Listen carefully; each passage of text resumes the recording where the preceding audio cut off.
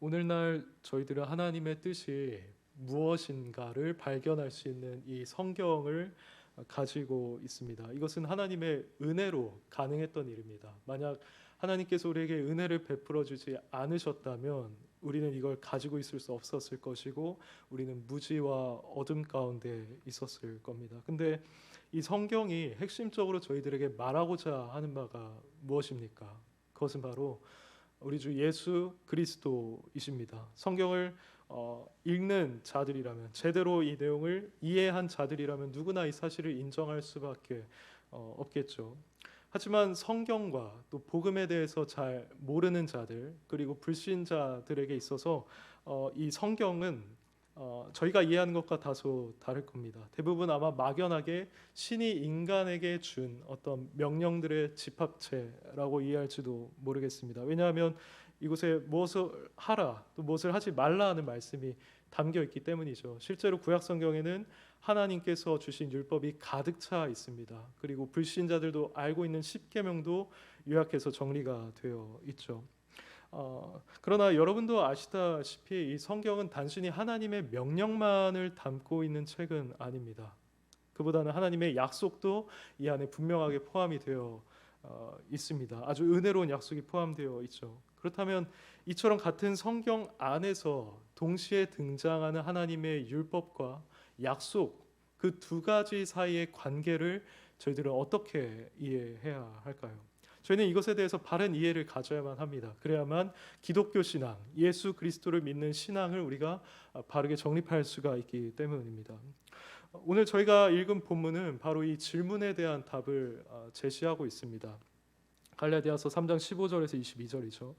바울은 지금까지 거짓 교사들에 대항하면서 왜 율법의 행위가 아니라 믿음으로 말미암아 의롭다함을 받는지에 대해서 계속해서 말해 왔었습니다.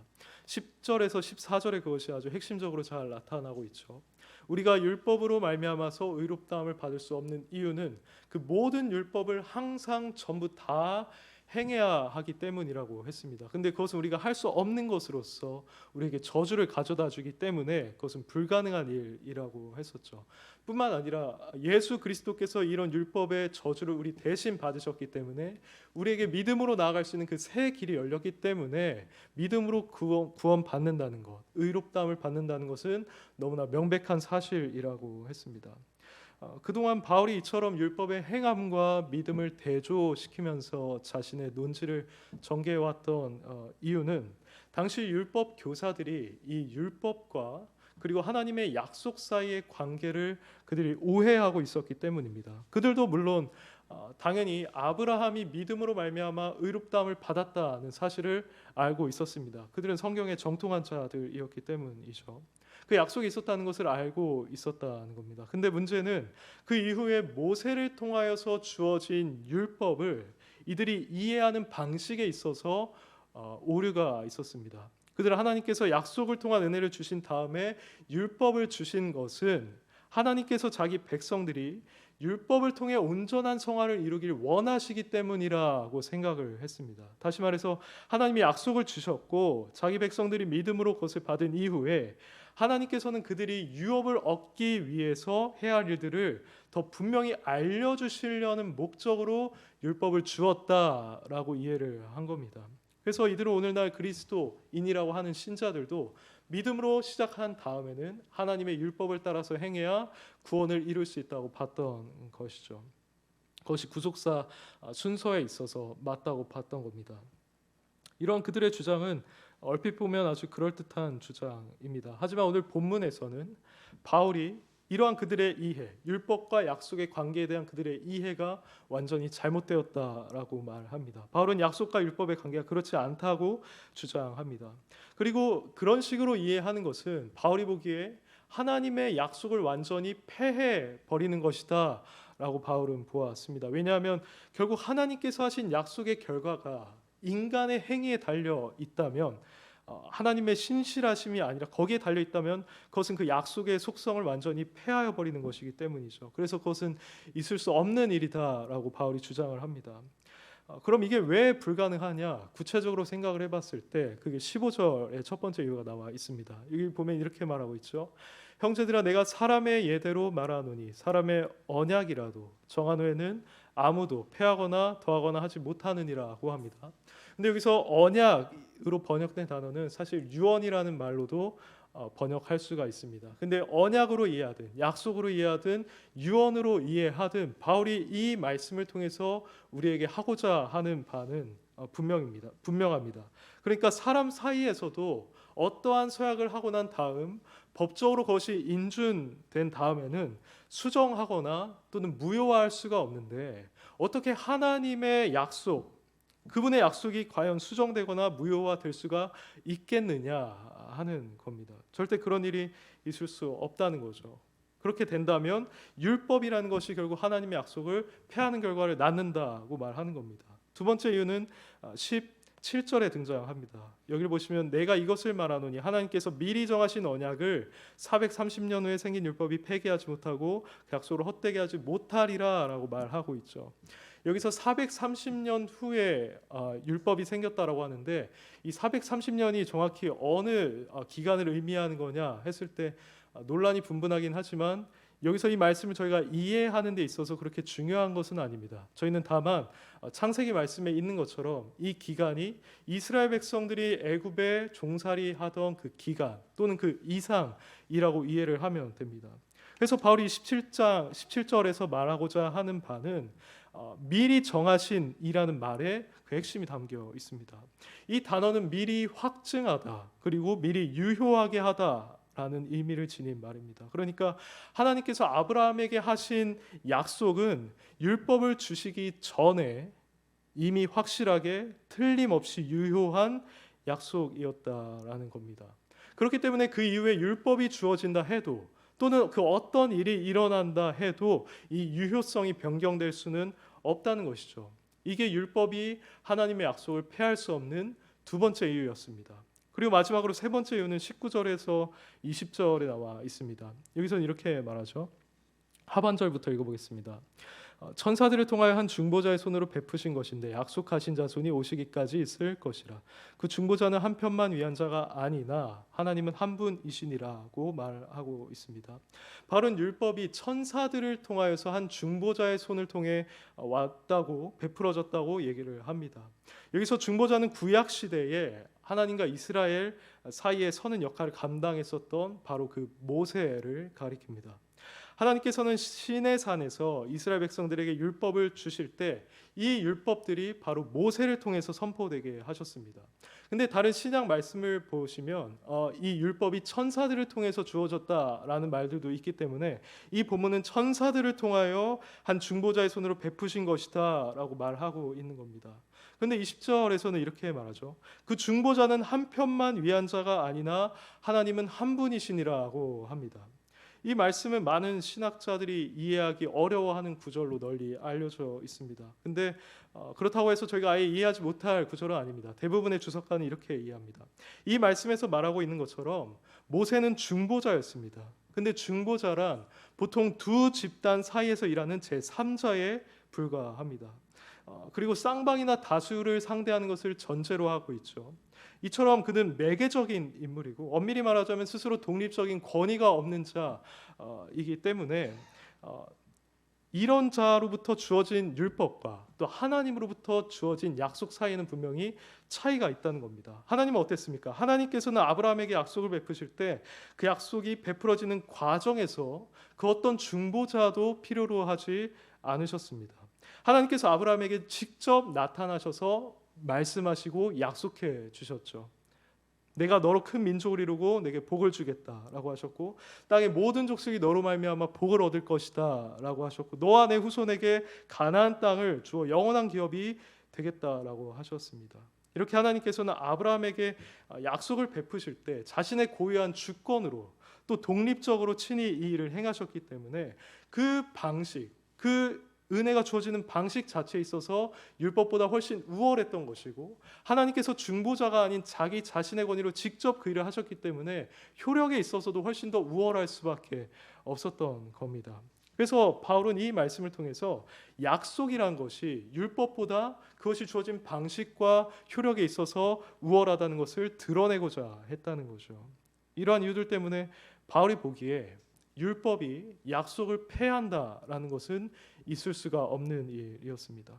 이처럼 이 말씀들 통해서 저희는 율법이 약속이 지니고 있는 그 속성과 하나님의 신실하심을 고려했을 때 결코 폐할 수 없다. 약속을 폐할 수 없다라는 사실을 알 수가 있는데요.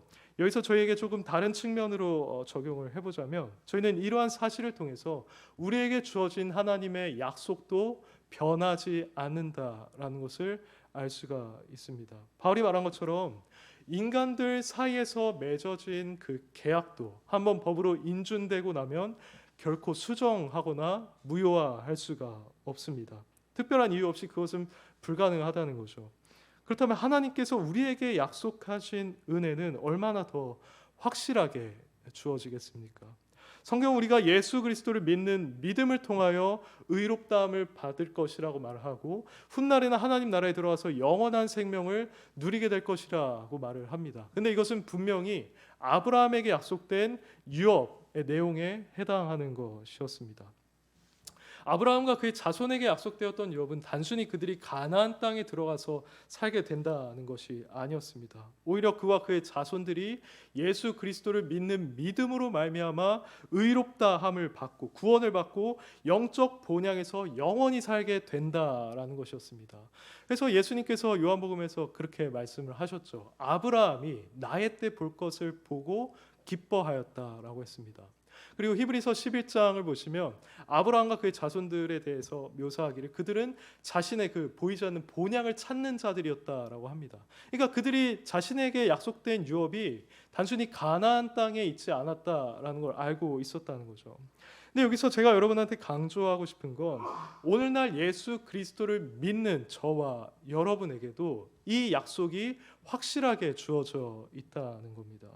저희는 하나님께서 아브라함에게 하셨던 약속이 육신적으로 그의 혈통에서 나신 예수님 안에서 궁극적으로 성취될 것이라는 사실을 오늘 말씀 16절을 통해서 알 수가 있습니다. 여기서 밝히고 있듯이 하나님께서 아브라함에게 내 자손이라고 하셨을 때 그 자손은 예수 그리스도를 가리키는 것이었습니다.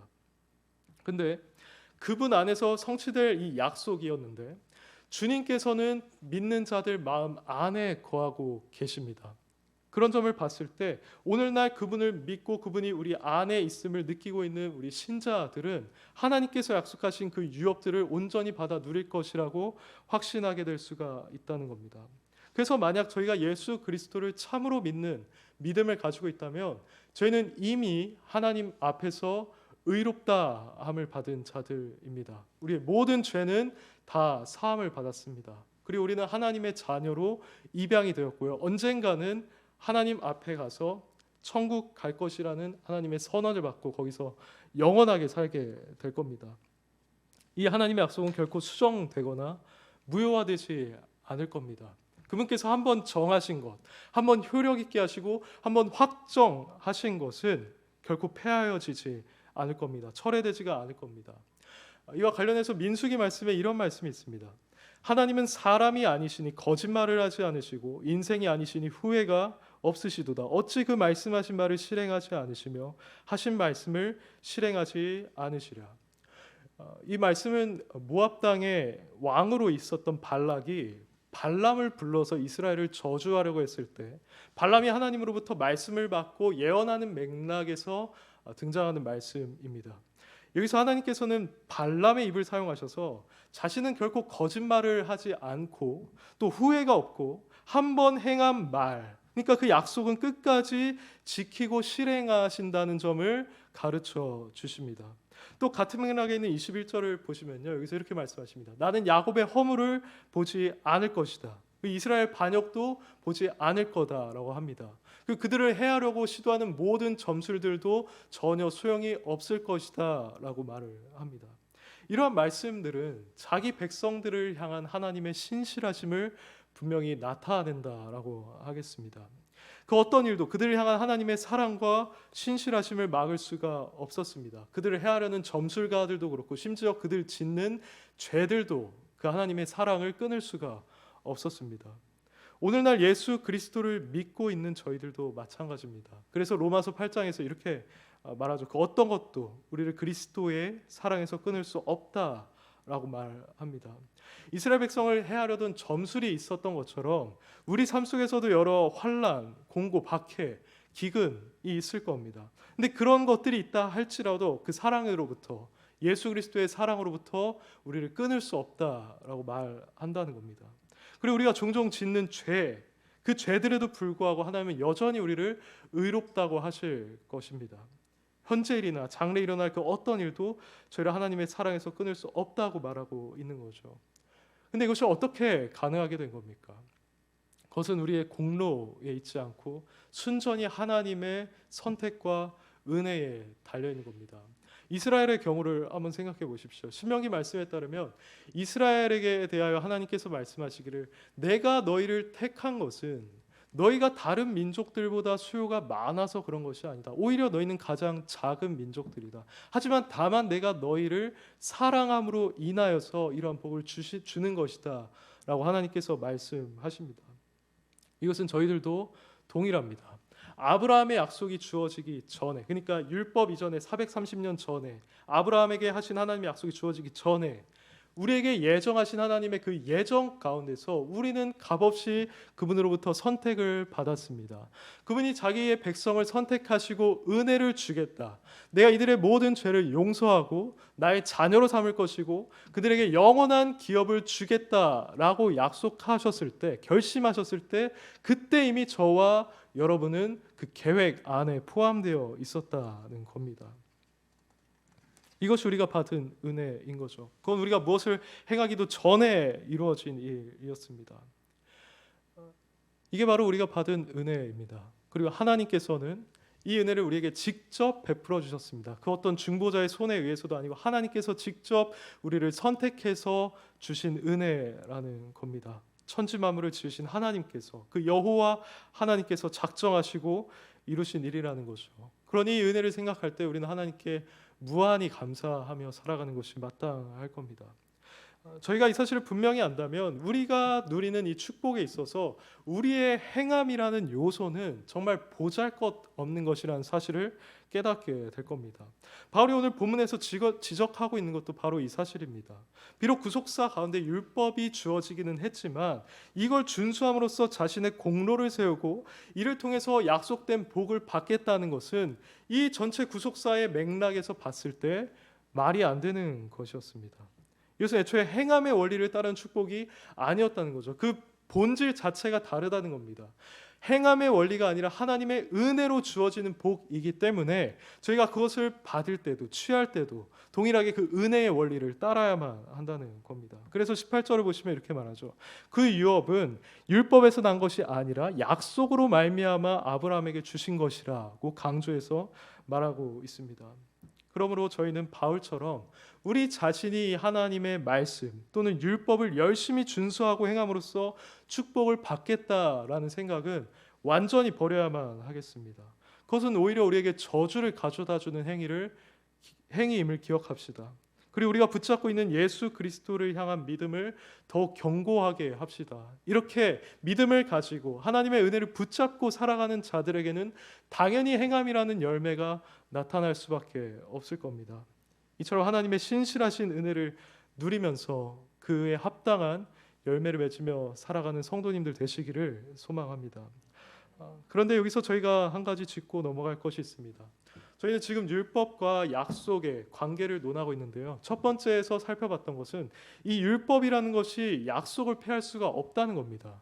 그럼 정확하게 이 둘의 관계가 무엇이냐를 알아보아야 하는데요. 이와 관련해서 21절에 나와 있는 질문을 다루는 것이 중요합니다. 여기 보시면 그러면 율법이 하나님의 약속들과 반대되는 것이냐라는 말이 있죠. 이 말은 아마 바울을 대항했던 거짓 교사들이 했던 질문일 겁니다. 만약 네 말이 맞다면 율법은 하나님의 약속과 전혀 관계가 없는 것이냐?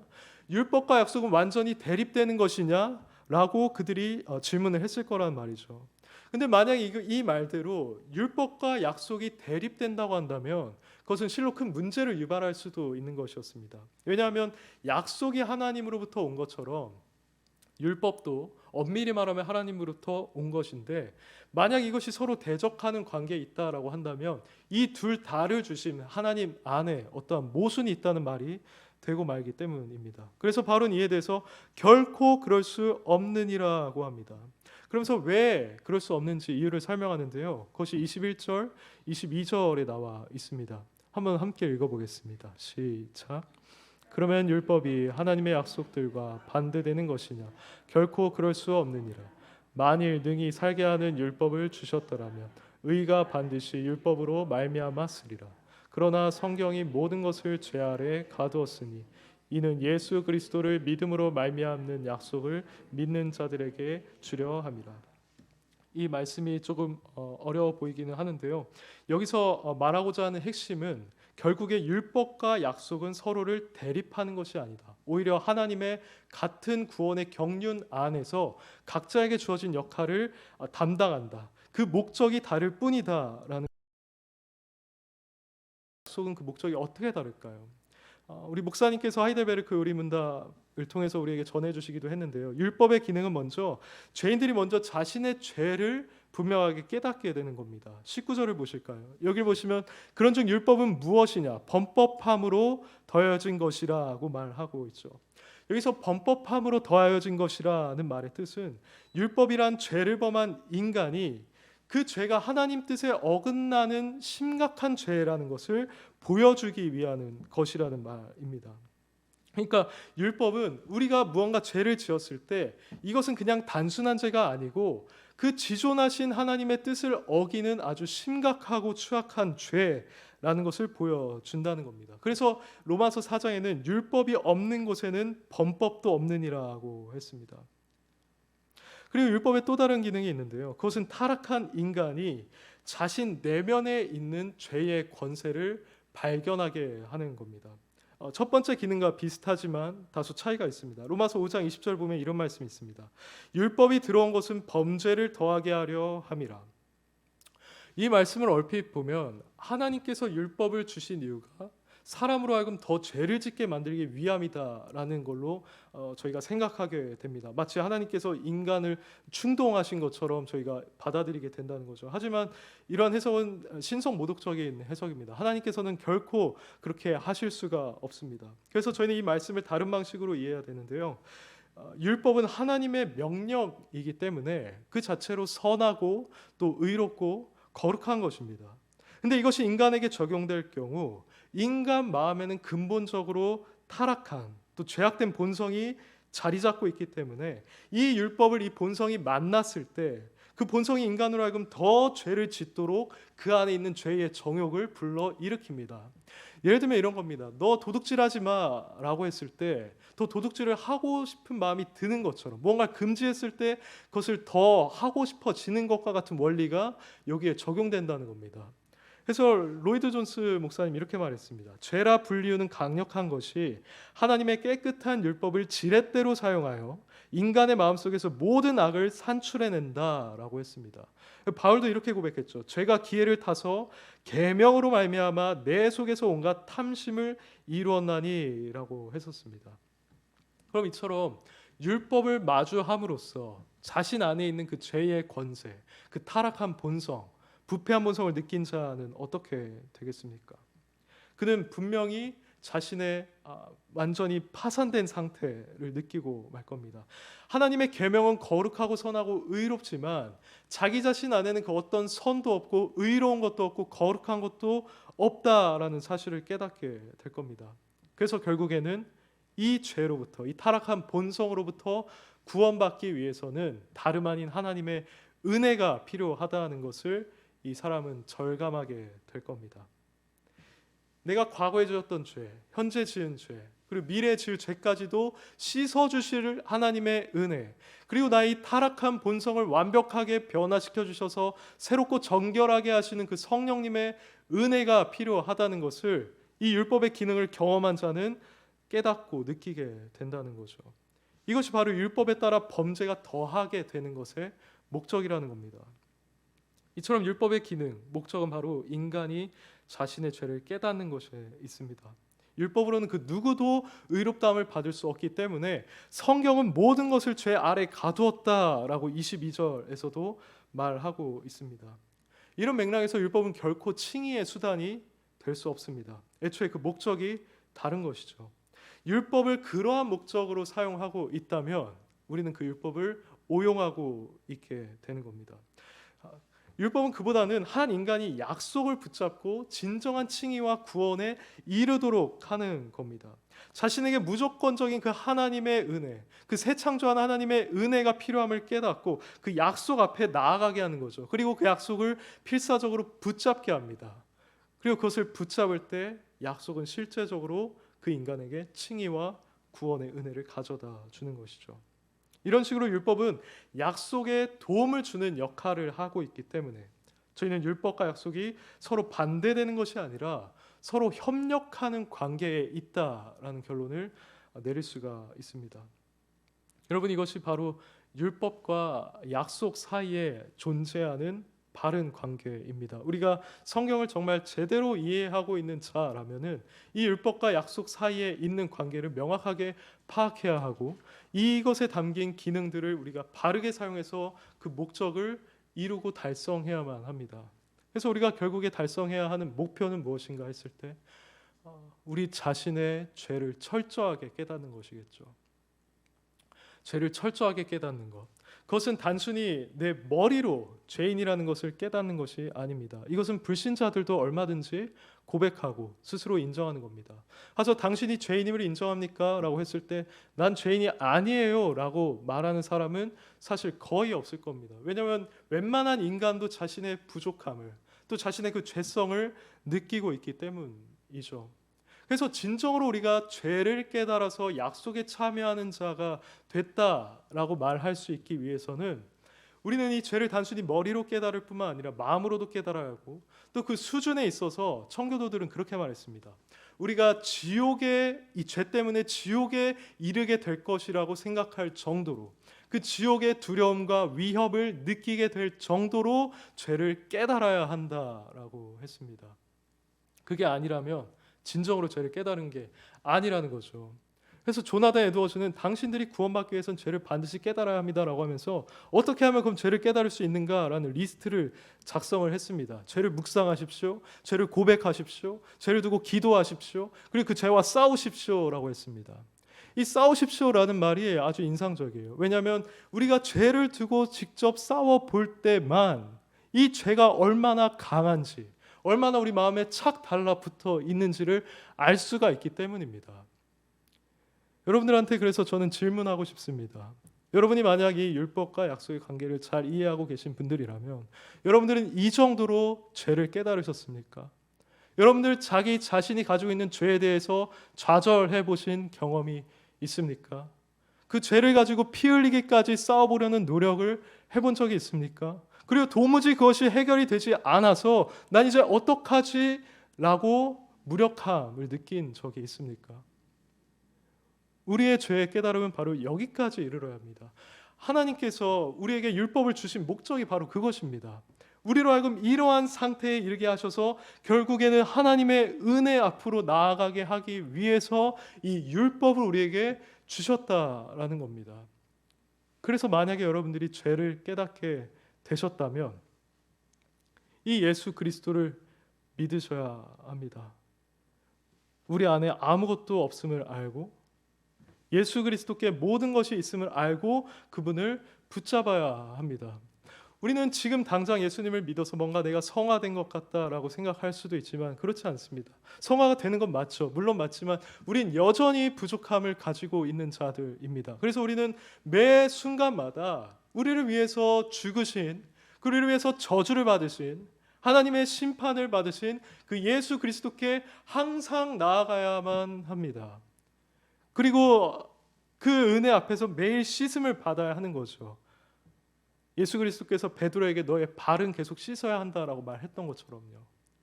이 은혜가 우리 마음 가운데 저는 충만해야 한다라고 믿습니다. 기독교 신앙의 본질은 단순히 하나님이 나와 함께 하신다, 그분이 나를 도와주시고 나의 모든 어려움을 해결해 주신다라는 것이 아닙니다. 죄를 조금만 깨달은 자, 죄에 대한 이해가 결여된 자는 하나님을 그렇게 생각할 겁니다. 예수 그리스도를 그 정도로만 여기게 될 겁니다. 하지만 정말로 죄를 철저하게 깨닫고 믿음으로 그분을 붙잡아서 구원받았다는 사실을 깨닫고 있는 자는 그분을 결코 그 정도로 생각하지 않을 겁니다. 그분이 나의 진짜 구원자시다. 그분이 나의 모든 것이 되신다라고 생각하겠죠. 그러니 여러분들, 우리 자신 안에 이러한 죄에 대한 깨달음이 분명히 있는지를 생각해 봅시다. 그리고 나는 정말 믿음으로 하나님의 그 약속의 은혜를 붙잡았는가를 생각해 봅시다. 그게 더 이상 나는 나 자신의 공로를 의지하지 않고 있는가 역시 점검해 봅시다. 그래서 우리의 모든 마음이 오직 예수 그리스도께만 향하게 합시다. 부디 여러분들 모두가 이러한 믿음을 갖게 되시길, 이러한 믿음을 갖게 되신다면 여러분은 아까 말한 그 하나님의 신실하신 약속을 누리게 될 겁니다. 어제나 오늘이나 영원토록 변함없는 하나님의 그 약속을 누리는 자들이 될 겁니다. 저 여러분들이 그러한 은혜를 누릴 수 있기를 간절히 소망하고 축복합니다.